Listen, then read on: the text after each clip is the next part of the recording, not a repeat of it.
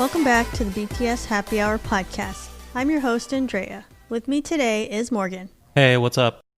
So there's some really interesting videos we've recently seen on YouTube, and the channel is from a guy named Techie Ray, and it says he is a self-taught coder from Sydney, Australia. He appears to be Korean based on his picture. And he used data analysis and modeling to determine which groups have the best synchronization in K-pop. Mm-hmm. So it's really interesting the way he described it. The methodology was to take a bunch of clean dance sample videos where all the members are doing the same moves, and the app that he's programmed, it analyzes it frame by frame. Right. It compares like, okay, where their arms are, where their legs are, and how in sync everybody is. Right. And it calculates a score across all the frames that were analyzed, and then you assign the score to each group. Right. So it's very interesting what the results came up with. So he did one video that was all on boy groups. So there's certain groups that are probably known more for being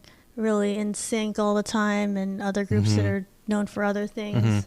And you would think that the bigger the group, the harder it is to be synchronized, but I guess that's not the case, because 17 got their highest score and they have 13 members, so their score was like 95.77% for the boy groups.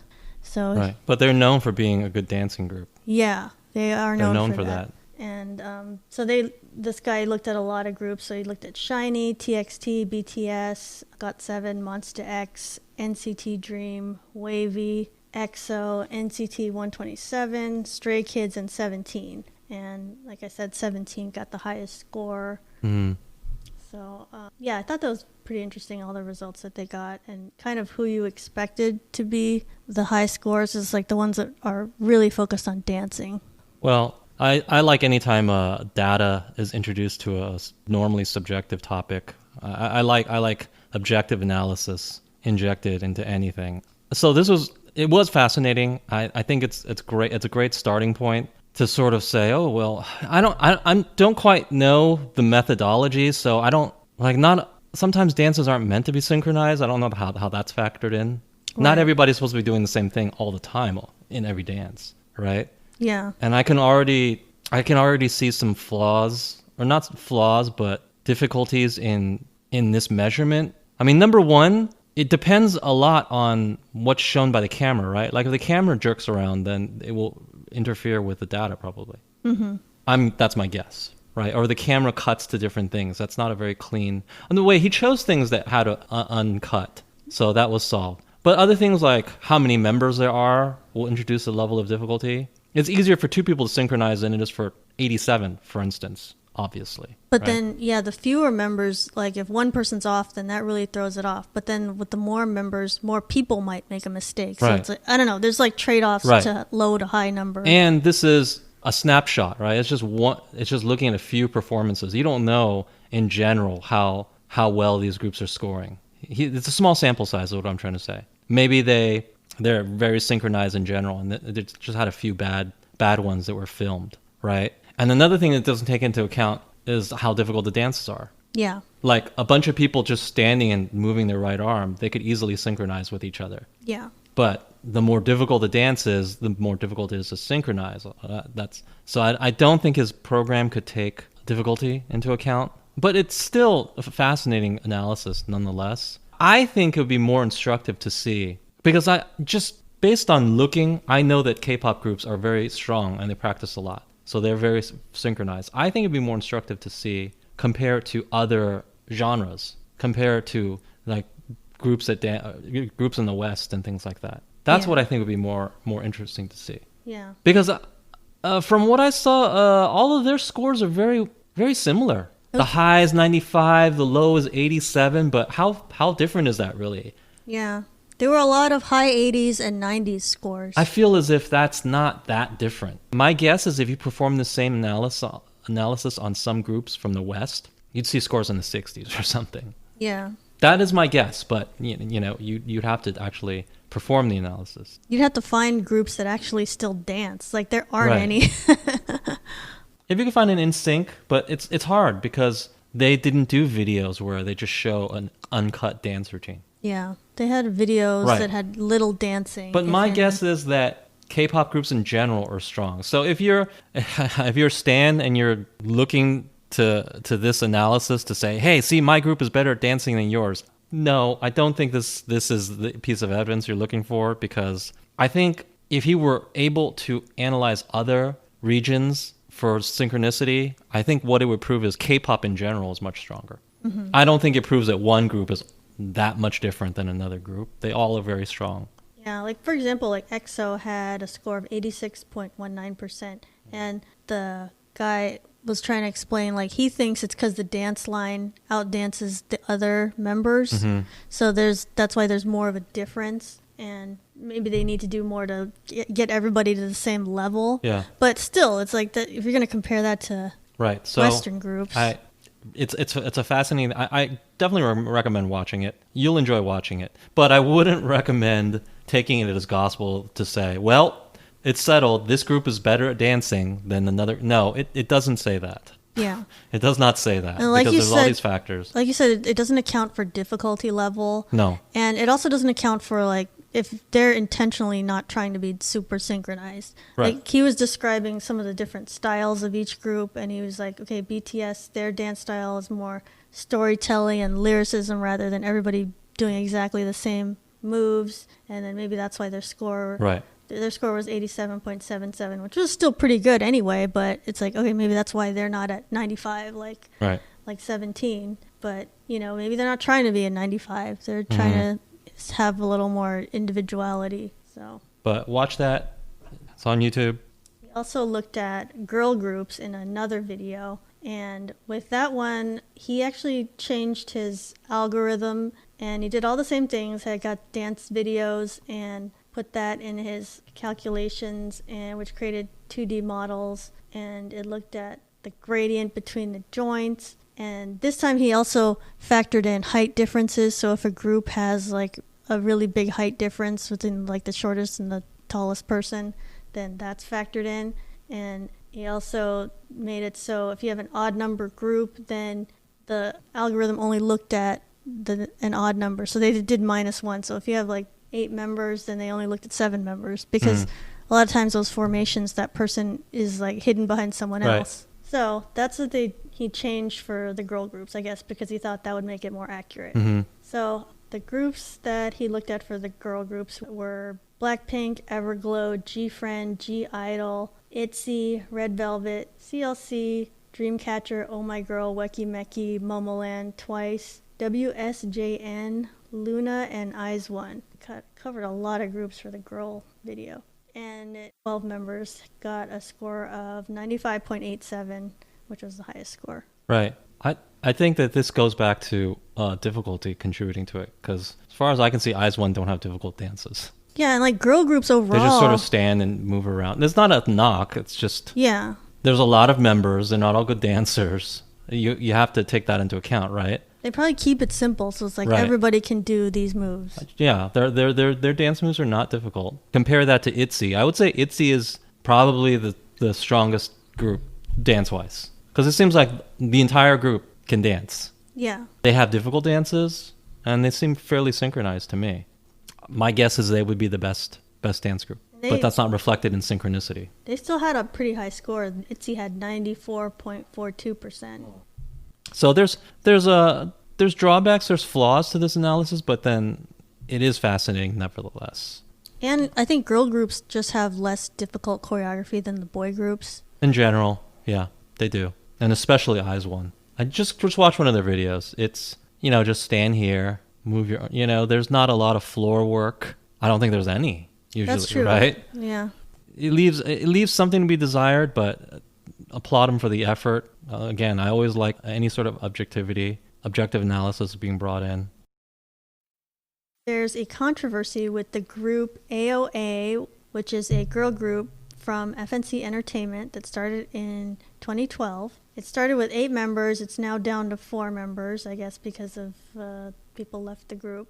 They recently participated on the reality show Queendom, which had female K-pop groups competing against each other. And one member named Mina is the one who most recently left the group, which I think happened in the past year. And now this year, I feel like maybe now she's like, I want to let things off my chest. And so that's why now she's talking about another member, Jimin, who had been bullying her for 10 years. Mm-hmm. And it's not really clear exactly what this bullying consisted of, but from what I can tell, I think it's just like the stress of being in a group and, you know, everybody getting on the same page as far as dancing and various things. And I think the bullying criticism is about when you're in a girl group and, you know, you're practicing and, you know, not everybody's getting the moves quickly. I think Jimin was more verbal in criticizing other people and getting frustrated with people, whereas everybody else just kind of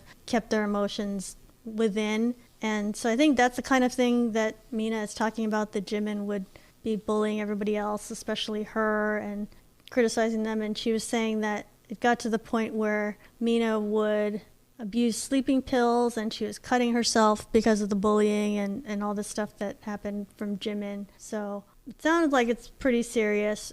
So as a result of what Mina has been saying recently, FNC removed Jimin from the group, and then I don't know if it's her choice or not, but Jimin has retired from the industry completely. So I guess that means she won't sing or sing for any group or go solo or anything else. So I think Mina's posts on this, the main point of it was why she was talking about all of this now was to tell people to speak up if you're being bullied or abused, and don't keep it inside, because it'll damage you, like it did with her, and like when she was cutting herself and abusing sleeping pills. So I think she's trying to help other people who are in the same kind of stressful situations to how to deal with it. Well, obviously, we don't know what happened behind the scenes. Maybe it was pretty severe bullying. Maybe it was just one person couldn't take a pretty normal amount of workload / criticism. We don't know, right? Yeah. We do know in general that it's tough to be a K-pop star. There's a lot of work. There's a lot of pressure. And you are dealing with other people. We sort of talked about this last week. You don't know, sort of in jest though, you don't know that they like to present a picture that everybody gets along, everybody's friends. Hey, 5, 7, 8 people, they're not all going to be friends, most likely. Just take you and any other 8 people that you have to work with. You don't like all of them. Yeah. I think that probably they tend to like each other more in K-pop because it's, you know, you go through the wars and the crucible together, right? That's really shared. We've been battle tested together. Shared struggle. So they tend to be, on average, better friends than just you and the people you work with, because they're just people they're just thrust upon you, right? You don't really share that much with them, but you're still going to have people that don't like each other. That's all going to happen. They're human beings. So in that way, I don't think it's anything different or anything special. I do find it surprising that she just sort of has to leave now. Isn't the group basically gone then? It's just 4 members now. It struck me that they're kind of near the end of their run anyway. Yeah, they're near the end of their stuff anyway. They're 10 years out. So. I feel like, yeah. Like if this was said 5 years ago, maybe she wouldn't have been removed. Right. But they're just kind of near the end of AOA anyway. They look like maybe they were going to have a comeback after Queendom, but no. And probably FNC just thought, at this point, it's more trouble than it's worth, right? They probably just want to push Cherry Bullet, right? AOA is just, it's in the past now. Yeah, and I think Mina, who's not even in the group anymore, she has nothing to lose. So she's like, well, I'm just going to say what was on my mind that I wanted to say before. I'm going to assume that it's true to her. That's the way she felt about it, genuinely. Is that exactly what happened? Well, there's 2 sides to every story, right? You felt you were bullied. Maybe the bully didn't feel like they were bullying you. Maybe they thought it was just tough critique from a coworker in a highly pressurized industry. Maybe that's what they thought. It could be just different personalities. You know, some people are more free with, I'm going to say this or that. I'm frustrated. F this, F that. You know, like when they're getting frustrated with stuff. It could just be different personalities. Absolutely. And even personally speaking, I've been in workplaces where some people have a very rough personality.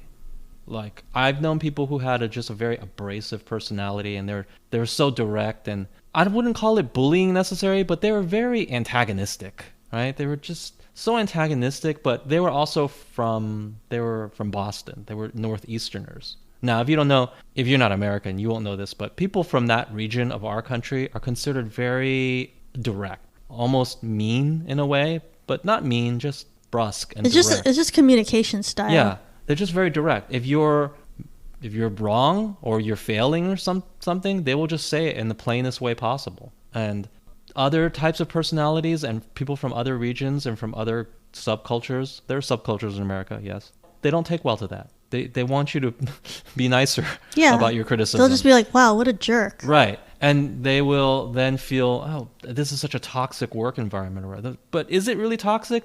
Did they try to get you fired? Did they physically assault you? Did they, no. They criticized your work performance in a direct and uncompromising manner. And is that toxic? Well, according to some, it is. But also, in fairness, and they have a fair argument to some other people, it's not toxic. Just watch these specials where like a football coach or a sports coach talks to people. It's very direct. It's very, very uncompromising. If you went to the average workplace and talked to people that way, you'd be considered very toxic. Mm-hmm. So it's a difference in culture, maybe. It's a difference in personalities and how much you can handle it. If you played organized sports in America, and especially football, and you can't handle people talking to you that way, you quit early on because you found out that's how people talk to you. They would yell at you, tell you you messed up, tell you go do this, do that, what's wrong with you, et cetera, et cetera. And they also lays profanity in there too.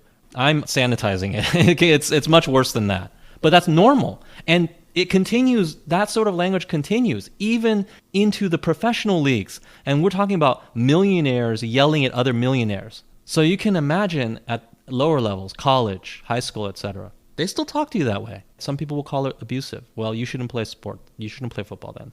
Other people, they say it's not abusive. They say it's tough love. It's the directness they need in a highly pressurized industry where there's no time to coddle anybody. And they don't want to coddle anybody. So it's appropriate for that culture and that industry. I'm going to have to say K-pop is closer to football and sports than it is to your average workplace. So I'm sure that she did interpret it as, oh, this is toxic. She proved that she was self-harming herself. So obviously it did impact her. Yeah. But maybe her personality is not suited to that. I don't know. We can't say for sure. Maybe she was targeted. But what if she wasn't targeted? What if the other members were also talked to that way? But then, as far as we can tell, none of them have said, oh, I was impacted this way. But maybe they just let it roll off their backs. Yeah, just like certain people, if you were put on a football team and people talk to you the way that people are typically talked to, you couldn't handle it. You would quit. Other people, they think, okay, fine, they can handle it. Sometimes it's just a difference in personality, the type of person. Sometimes you just have to hear what the person's saying and kind of ignore how it's delivered, if it's in a harsh way or not. Yeah, and I'm not trying to blame her, Mina, right? I'm not trying to say... For not taking it well. Yeah, you took it the wrong way. You have to take it this other way. Well, people are different, right? Some people are more sensitive. So I'm not saying, oh, it's wrong that you were this impacted by it. Football is not for everybody. That culture is not for everybody. But unfortunately, in her situation, she couldn't just quit, right? It's not like you were on your high school football team. You experienced that culture. It was way too toxic, way too direct, for you. So you just quit. Well, fortunately, you can just do that on your high school football team. But could she do that? This is her career for the past 8 years or whatever. Sign a contract. Right? So no, she couldn't do that. So she's stuck there, unfortunately. It might be a situation where she was unfairly targeted, but it also might be a situation where this is just not the culture for her. People are generally nice to each other in most workplaces, right? And I think that's good because most people, that's probably what they're looking for. And I think most people can't handle a working culture like a football team, like a professional sports team. I don't think I could, but I don't do those jobs, right? Yeah. I mean, even in my just regular work experiences, you run into difficult people. And I've read a couple of books on this, and it tells you how to deal with different personality types, different communication styles. Mm-hmm. So maybe that kind of information would have been helpful for Mina, but, just to help yourself deal with these other sorts of forceful personalities better. Like that maybe would have helped her not be as stressed about it. But it would be interesting to hear Jimin's side of it, if she thought she was being a bully, if she thought she was just blowing off steam, or maybe she thought, something else. Or maybe she thought she was just being, because she's a leader, so it's on the leader a lot of times to enforce discipline, right? You're not doing this correctly. Yeah. Shape up, et cetera, et cetera. It's on the leader to impart those sorts of messages, right? Just like it's on the coach to tell people what you are doing wrong. And there are some coaches who are nicer than other coaches. There's some coaches who are a lot meaner than other coaches. Some of the mean ones are successful. Some of the nice ones are successful. Yeah. But even a lot of the mean ones, after all is said and done, a lot of their players come back and say, I love that coach, that I was okay with the way they communicated. Or like, yeah, he got us to where we needed to go. We were winners because of the discipline, because of the rigor, because of the standards that he imposed. But not all people are cut out for that. I would be interested to hear what the other members have to say about. Because if all the people say, well, your behavior is unacceptable, then okay, maybe it was unacceptable. But if a lot of them say, well, they were strict but generally fair. Right, like Jimin was just trying to be helpful. Right, or not even be helpful, just trying to enforce standards. Right. Mm-hmm. That's a culture. That's a thing, and we don't know whether it was part of her just reacting poorly to a culture, or truly she was targeted by a person unfairly. I do think that people should just accept that this is probably the way it is behind the scenes for a lot of your K-pop groups. Most workplaces aren't results oriented. Like if the other person does their job poorly, then who cares? Just keep that in mind, and also let that give you a newfound respect and appreciation for your favorite K-pop artists, because this is what they have to go through. Do they go through bullying necessarily? No, not necessarily, but it's tough. It's probably close to like a coach yelling at you, right? Just watch all the reality shows where they form groups. Are any of those coaches nice? No. They're all mean as hell. If you had to work with a person like the coaches you see on the K-pop reality shows, would you want to keep working at that place? Probably not. Would you complain to HR that this person is toxic? Probably, right? But that's normal. And it's so normal that they're willing to show you that on TV. You know why? They clearly think that sort of behavior is normal. And even just okay. This is normal and it's okay. And this is what these artists need to become what we need them to be. It tells you that behind the scenes, it might even be a little worse, right? Mm-hmm. So that's what they have to deal with. That's what they have to come through. It's hard work. It's not easy. You have to be mentally tough. They did it. Your average K-pop artist is probably mentally tougher than your average human being. Probably mentally tougher than you are, right? They have to work long hours. They have to deal with people talking to them in this way. They have to deal with these sorts of standards, and it's very aggressive and strict. Yeah, it's a very stressful workplace. Yeah, more stressful than most. Yeah, have a newfound respect for what they had to go through to become what they are. The finished product, it seems nice and it seems happy, and it's like, oh yay, dancing and singing, and oh look, it's a happy song. Like, oh, but the hard work and the discipline and the rigor that had to happen behind the scenes to create that product, it's way tougher than your workplace. I almost guarantee you, unless I won't say for sure because maybe some listeners have very tough workplaces, but K-pop is tougher than average. I'm sure of that. And you have the members, they have to act like, oh, we're all best friends. We all love each other on social media and everything. So It's like there's a whole other layer to it. It gives you a false sense. I wouldn't say they're lying. It's part of the product. It's part of the product for them to say, oh, we're all best friends, and they're not all best friends. It's like, okay, Jimin, whatever, yelled at Mina that day. And then the same day, it's like, we did a selfie and we're on Facebook and they're not together. All best friends. None of this means that she wasn't bullied. Maybe what she experienced did go above and beyond all this, but we don't know. Yeah, let's just try to look at the situation from all the different angles. Recently, there's been some criticism of the use of the Snow app, which, if you're not familiar with it, it seems to be an app where you can edit your pictures, you can add filters, you can kind of change your features and edit them in how you want them to look better, and then you post your picture on social media. And Snow is an app that idols often use, and they use the app and often they make themselves look lighter skinned, or they edit themselves to be thinner, or improve their features in some way. And so some people are kind of criticizing how often idols use this app to make them look different, and they're saying that maybe this is encouraging an unhealthy beauty standard, and they're saying this is not a good thing, and idols should try to look more natural, like how they actually look when they're posting their pictures.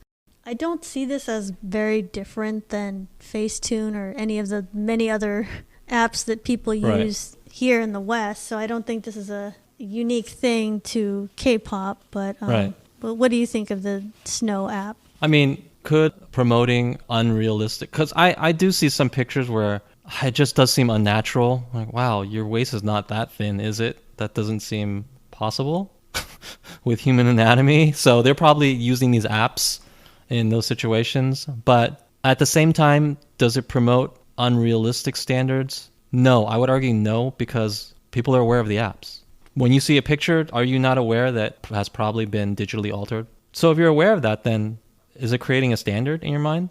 It shouldn't be. It's like, if anything, you just think, well, it creates a standard as far as how good your like photo editing skills are. Go ahead. If you want to meet that standard, then just take a picture of yourself and use the app to your heart's content, right? So that's all it's doing. Is it creating a standard where kind of everybody has to use these apps when they post their own pictures, otherwise they feel ugly? Maybe, but I don't think that's necessarily unhealthy, because it's just, okay, now you have to use an app. It's not like they're doing anything unhealthy to their Yeah, it's not like bodies. you're doing anything to your body. You just know you've got to toy around in an app for a little bit, You just have to make sure you're good at using this app. Right. So it's unhealthy in that it wastes people's time in the app. They can't just take a picture and go anymore. You have to, mess with some sliders in this app. Okay, but that's not unhealthy. It's just kind of a waste of time, right? But, hey, nobody told you have to post pictures on social media. That's really not required by law. So if you don't want to participate in this quote-unquote culture, then just don't post pictures on social media.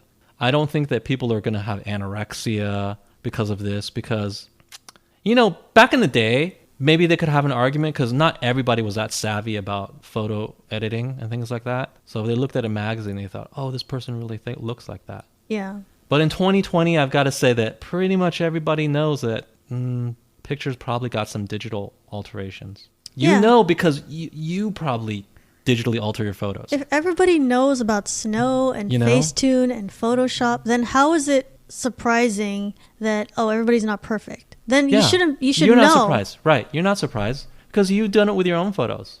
Now, if you're not intelligent enough to extend that same logic to other people's photos, I don't know what to say to you. You should be. Nobody should be looking at some idol's photo and saying, wow, they look amazing. That must be 100% that must just natural. Be what they look like. It's like, no, you shouldn't be that naive. Right. When you post your own photo, don't you alter it a lot? Probably you do, right? So if you're altering your photos when you post it, why is it when you see celebrity photos, you just assume, no, they didn't do any alterations to it? No, of course they did. And so when they present an image, I think people are more inoculated these days than ever, because they know, that was digitally altered. It's like, that's a filter. I don't feel bad about the way. Edited. Yeah, I don't feel bad the way I look, because that picture is just digitally altered. Yeah. Now, the people I feel bad for are celebrities who really look awesome. Like, imagine if you're a celebrity and you needed very little digital alteration and you just looked awesome. And then you posted your photo and people just dismissed it and said, yeah, you probably digitally altered your photos. That would be terrible, wouldn't it? You're not getting the credit you deserve. Right. And I used to be of the mindset that if I wanted to really know how people looked, and I said, well, I don't trust your photos. I want to see if you really look that attractive. So I'm going to watch videos, because the video will tell the truth. That will show where them. The photo did not, right? But no, technology has improved to the point where they can alter video as well. Now you can't trust anything. You can't trust anything. And makeup still does a lot too. People underrate makeup, good makeup skills. Right. Makeup does a lot. I mean, they can make men look like women. So look at all the most popular YouTube makeup stars. They're all men. Yeah. Because they show you the power of makeup, right? That's my theory as to why they're so popular. So the only people I feel bad for are the people who are truly, truly exceptionally attractive. I know that's a weird thing to say, because usually you would say, I don't feel sorry for you, because life is great for you. And although, yes, it is still great for them, so I probably shouldn't feel bad for them. But they probably don't get the credit they deserve due to everybody having access to technology that kind of levels the playing field. Right? Yeah, and very few people will see that person in person and give them the credit. The only way you would know that this person is that beautiful is to see them in person. And how many people see them in person? Very, very few. If you're in a video or if you're in a photo and you look that good, most people are just going to dismiss it, or not dismiss it. They're not going to say you're ugly or anything, but they're going to assume that, you had help with the photo editing or the digital editing. But no, some people are really just that beautiful, and one in a million type person, and they're not going to get that credit anymore, because the rest of us lesser people have access to these technology, these tools, right? Mm-hmm. So I feel a little bad for them. Well, what about the criticism of Snow to where Oh, idols are using it because they're gonna lighten their skin and then they look whiter. Is that encouraging like colorism? Oh, I don't care. I mean, is colorism a thing? Yes. Asians don't think darker people are as attractive. Let's just be real. I mean, that's a thing that exists, right? But is that the fault of an app? No. They would just use makeup, or they would just hire people who have lighter skin. That's how colorism would rear its head, right? It's certainly not the app's fault. That's a product of a cultural mindset. I don't even know that it's about having light skin. I think it's just that when there's more lighting, like if you're out in the daylight, it's more flattering. So I just think sometimes it's like, oh, you do this kind of filter that makes everything more flooded with light. Like it's not really about, I'm trying to not have a dark skin tone. It's more flattering to have the lighter picture. Yeah, I have a lot of light. Because that like sunlight is more flattering, right? It smooths out your flaws. Right. I thought you were saying lighter skin is more attractive in sunlight, which is not true. You do kind of look washed out sometimes. But more light in general is more flattering. Yeah. Now, sunlight is always the most flattering lighting, obviously. Yeah, everyone I just don't know if it's about, I'm trying to have white skin because I think white is better than darker skin. It may not be that entirely. But it would be disingenuous to say that attitude doesn't exist. That attitude does exist. Yeah. I mean, in Asian cultures, they generally view darker skin as less attractive. That's true. It's not the fault of Snow app. That's the fault of a lot of different things, culture and society, whatever. I can almost guarantee you it's not the fault of the app. There's a tool they use to present, they would use other tools if the app didn't exist, just like they did for years and years and years. I wasn't familiar with the app, but I just downloaded it, and I think I'm going to keep it. It's very, very powerful. Now that we know about it, it's like, this looks really good. I can look a lot better in my pictures. So I'm just happy that I was made aware of this app. So thank you. I'm so late to the game. I know lots of people have downloaded it. It's a commonly known app. But I didn't know. Like, thank you. Now I know what I can use to help my photos. I was an idiot. I was just taking pictures, like regular pictures, and maybe using a couple of the default filters available. But that's rudimentary compared to the stuff on this app. Jesus. Like, the thing will triangulate your nose and the shape of your face. Yeah. And you can say things like, make my nose thinner. And like, it'll make your nose thinner. Give me cheekbones. How did you know where my nose was? But, technology. It knows where your nose is. It knows where your cheekbones are. There's facial recognition technology. Technology is just advanced so much. Yeah. The only thing is you have to be careful of doing too many things all at once. Right. Then people just won't even recognize you. And then they'll say, what did you do to your picture? It becomes like that Khloe Kardashian picture where she looks like a completely different person. Right. Like, I don't know how she did that, but I'm sure it was because it was due to these apps. Yeah. Although, to be fair, in that picture, she still looks like an actual human being, just a much more attractive human being. I know the picture you're talking about. Yeah. She looks like a much more attractive person, but still a real person, but not her. It's not her. It doesn't look like her anymore. But it still looks like a real person. And some of these pictures I've seen, like, they're just edited to hell, and they don't really look like real people anymore. You have to have a lighter hand with it, with how many things you change. Don't change 100 things. Just... Or a more skilled hand. I'm sure she didn't do the editing on that picture. I'm sure it was a professional. Yeah. So if a professional got a hold of it, they can make you look super attractive. But you may not look like yourself anymore. But they can make you look super attractive and also at the same time look like a real person. And also, don't even do this for, let's say you're using it for like a dating app. Because then you show up and you don't look that way. Yeah, that's How's true. that going to go over, man? You don't want to be too inaccurate. Right. Or, I don't know, maybe there's tricks around that. Maybe you can do that and then when you show up on your date, just make sure it's in a dimly lit area. And maybe that will fly. I don't know how many consecutive dates you can hold in dimly lit areas, but probably not that many. I don't know. I'm not on Tinder, so I don't know like if this is a workable strategy or not.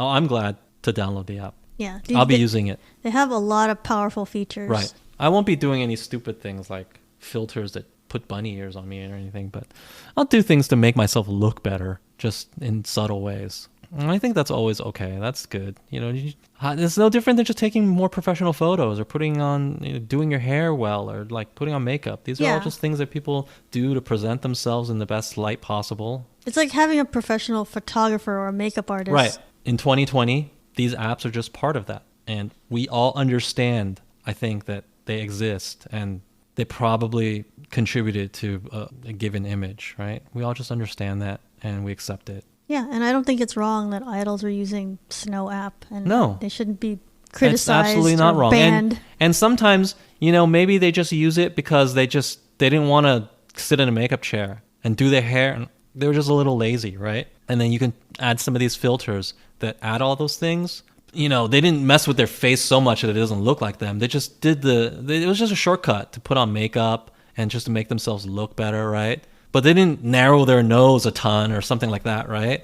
Yeah. It still looks like them. It was a quick way to create a presentable picture for social media. And there's nothing wrong with that. You have to understand it's their job. If they posted a picture where they look like total death and they had no makeup and they just look like trash, we criticize that. We say, why are you looking that way today? Yeah. Why do you look so bad? Like anything that was not presentable, right. People would have a lot Don't of lie, especially in K-pop. questions. Don't lie. People say things like that. Like, why do you look so terrible, right? So, you can't have it both ways. This is a tool they use to look presentable. Thank you to our guest, Morgan. You can find BTS Happy Hour on Apple Podcasts, Spotify, Google Play, Stitcher, Podbean, CastBox, iHeartRadio, and YouTube. New episodes weekly. Please comment, leave a review, or rate wherever you are listening to the podcast. Follow BTS Happy Hour on Twitter and Facebook. Until next time, this has been the BTS Happy Hour. Thanks for listening, and remember, make every hour a happy one.